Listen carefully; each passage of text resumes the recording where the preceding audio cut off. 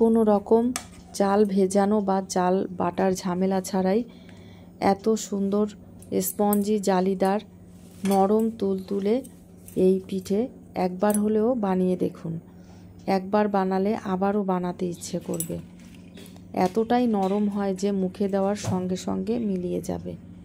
নমস্কার বন্ধুরা, আরেকটি নতুন ভিডিওর সাথে আমার এই ছোট্ট ইউটিউব চ্যানেলে আপনাদের সকলকে স্বাগত জানাই।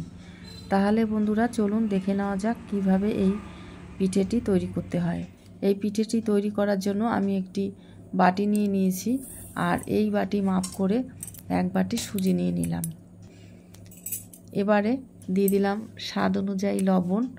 যে বাটি মাপ করে সুজি নিয়েছি সেই বাটির মাপেই এক বাটি লিকুইড জাল করা দুধ এই সুজির মধ্যে দিয়ে দিলাম। এবার সুজির সঙ্গে দুধটা ভালো করে মিশিয়ে নেব। মিশিয়ে নেওয়ার পরে এইভাবে 20 মিনিটের জন্য রেস্টে রেখে দেব। 20 মিনিট পর দেখাচ্ছি বন্ধুরা, দেখুন একদম দুধটা শুকিয়ে গেছে, সুজিটা সুন্দরভাবে ভিজে গেছে আর কতটা ফুলে গেছে সুজিটা। আর এবারে এই সুজির মধ্যে দিয়ে দেব ওই বাটির মাপেই হাফ বাটি ময়দা। আচ্ছা, এবারে ওই বাটির মাপ করেই দিয়ে দেব হাফ বাটি গুঁড়ো দুধ। এবার সমস্ত উপকরণগুলো একটি হ্যান্ড উইক্সের সাহায্যে ভালো করে মিশিয়ে নেব। অল্প অল্প জল দিতে হবে আর ভালো করে একটা ব্যাটার তৈরি করে নিতে হবে। আমি এই কাপের পরিমাণে 1 কাপ জল নিয়েছিলাম, পুরো জলটা লাগেনি। অল্প অল্প করে জল দিতে হবে আর ভালো করে ব্লেন্ড করে নিতে হবে। বেশি পাতলা করা যাবে না। আর একটু জল দিয়ে দিলাম। দেওয়ার পরে এবার ভালো করে আরও কিছুক্ষণ এইভাবে ব্লেন্ড করার পরে এই যে ব্যাটারটা তৈরি হলো এটা আরও 5 মিনিটের জন্য রেস্টে রেখে দেবো। এইদিকে একটি প্যান বসিয়ে দিয়েছি, আর এখানে আমি 500 ml বেশি দুধ আছে। এই দুধটা আমি সম্পূর্ণ ঢেলে দিলাম। দুধটা যখন উষ্ণ গরম হবে তখন এর মধ্যে আপনারা চাইলে গুঁড়ো দুধ দিয়ে দিতে পারেন। আমিও এখানে 4 টেবিল চামচ গুঁড়ো দুধ দিয়ে দিয়েছিলাম। সেটা ক্যামেরা অফ ছিল তখন আমি খেয়াল করিনি, আমি মুখে বলে দিচ্ছি বন্ধুরা, গুঁড়ো দুধ দিলে ভালো হয়, আরও টেস্টের মানটা ভালো আসে। এবার এর মধ্যে দিয়ে দিলাম খেজুরের গুড়। আমার কাছে খেজুরের গুড় ছিল তাই আমি খেজুরের গুড় দিলাম। আমি 12 মাস খেজুরের গুড় ফ্রিজে স্টোর করে রেখে দিই, তাহলে 12 মাস নানা রকম মিষ্টি জিনিস তৈরি করা যায়। সেই মিষ্টিগুলো খেতে খুব টেস্টফুল হয়।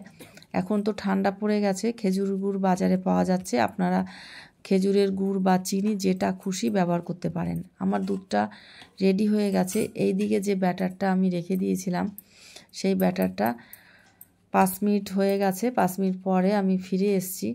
এবার এর মধ্যে দিয়ে দেব বেকিং সোডা। বেকিং সোডার পরিমাণটা দেখে নিন বন্ধুরা। এখানে আমি 2 চিমটির একটু বেশি দিয়েছি। 2 চিমটি হবে, কারণ আমি ভালো করে তুলতে পারছিলাম না তাই আমি তৃতীয়বার তুললাম। আর এই দেখুন চামচের একদম সাইডে নিয়ে এসেছি, এখানে 2 চিমটি বেকিং সোডা হবে। এবার এই বেকিং সোডাটা ব্যাটারের মধ্যে দিয়ে দিলাম। দিয়ে দেওয়ার পরে ভালো করে বেকিং সোডাটা ব্যাটারের সঙ্গে মিশিয়ে নেব। এইভাবে বেশিক্ষণ ফেটানো যাবে না, জাস্ট একটু ভালো করে মিশিয়ে নিতে হবে।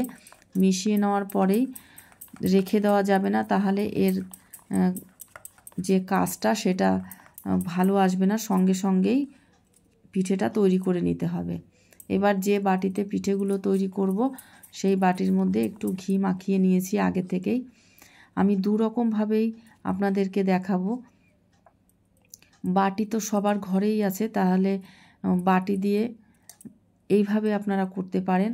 আর যাদের ঘরে অপ্পাম প্যান আছে তারা প্যানের মধ্যে করলে শেপগুলো একই সাইজের হয় আর দেখতে ভালো লাগে। আর অপ্পাম প্যানের মধ্যেও করতে পারেন, আর এইভাবে বাটিতেও আপনারা পিঠেগুলো তৈরি করতে পারেন। আচ্ছা, এবারে একটা ছিদ্রযুক্ত থালা নিয়েছি। এই থালার মধ্যে এই বাটি ভর্তি যে ব্যাটারটা নিয়েছি সেটা এই ছিদ্রযুক্ত থালার মধ্যে নিয়ে নিলাম। আর এইদিকে কড়াই বসিয়ে দিয়েছি, কড়াইতে জল ফুটছে আর এই ছিদ্রযুক্ত থালাটা বসিয়ে দিয়ে একটা ঢাকনা চাপা দিয়ে দিলাম। আর এই বাটি ভর্তি করে ব্যাটার দেওয়া যাবে না, কারণ যখন পিঠেটা রেডি হয়ে যাবে তখন একদম ফুলে উঠবে, সেই কারণে ব্যাটারটা দেওয়ার সময় বাটিটা একটু ফাঁকা রাখতে হবে। আর এইদিকে অপ্পাম প্যানের মধ্যে এই ব্যাটারগুলো এইভাবে দিয়ে দেব। আর ব্যাটারটা দেওয়ার আগে অপ্পাম প্যানের বাটির মধ্যে একটু ঘি ব্রাশ করে নিয়েছিলাম, তারপরেই এই ব্যাটারটা এইভাবে দিয়ে দিচ্ছি। আর গ্যাসকে একদম লো ফ্লেম করে রেখেছি, গ্যাসকে হাই ফ্লেম করা যাবে না বা মিডিয়াম করা যাবে না, তাহলে নিচ থেকে পুড়ে উঠবে, ভেতরে ছিদ্রযুক্ত জালিদার তৈরি হবে না। আর এই দিকে দেখুন বন্ধুরা, বাটির যে পিঠেগুলো সেটা কতটা ফুলে উঠেছে আর একদমই রেডি হয়ে গেছে। কাঠিতে একটুও কোনো কাঁচা অংশ লেগে আসছে না, কোনো লেগে নেই আর কি, একদম পরিষ্কার কাঠি বেরিয়ে আসছে। আর এদিকে দেখে নেব যে এই পিঠেগুলো কীরকম তৈরি হয়েছে। দেখুন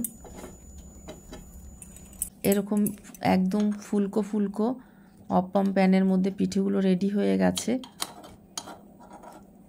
দেখুন। আর এই ব্যাচটা তৈরি করেছি এইটা ছিদ্রযুক্ত হয়েছে, আর প্রথম ব্যাচটা একদম ফুলকো হয়েছে। আর কতটা জালিদার হয়েছে সেটা আপনারা দেখেই বুঝতে পারছেন।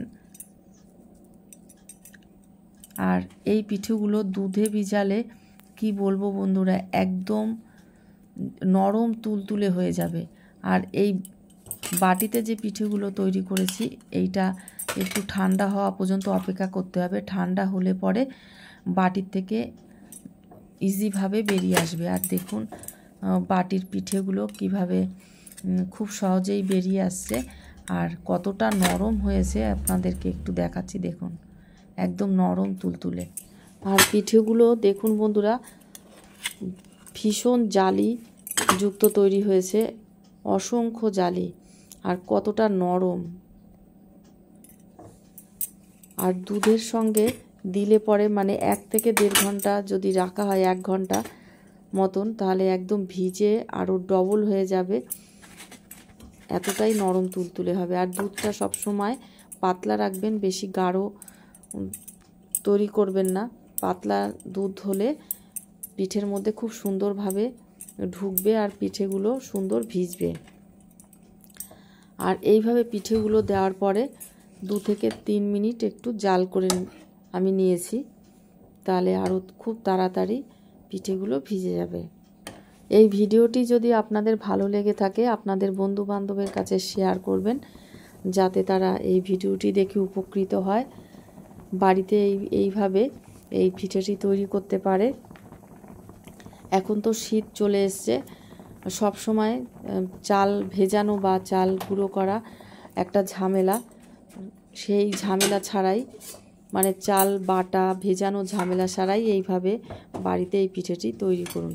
আমার পিঠেটা সম্পূর্ণভাবে রেডি হয়ে গেছে। আর যদি ভালো লেগে থাকে অবশ্যই একটি লাইক দিয়ে যাবেন, আর আমার এই ছোট্ট ইউটিউব চ্যানেলটিকে সাবস্ক্রাইব করে আমার পাশে থাকবেন। দেখুন বন্ধুরা পিঠেগুলো কত সুন্দরভাবে দুধে ভিজে গেছে, কতটা নরম হয়েছে একটা আপনাদেরকে ভেঙে দেখাচ্ছি। তাহলে বন্ধুরা এ পর্যন্তই, নেক্সট ভিডিওতে আবার দেখা হবে। আপনারা খুব ভালো থাকুন, সুস্থ থাকুন।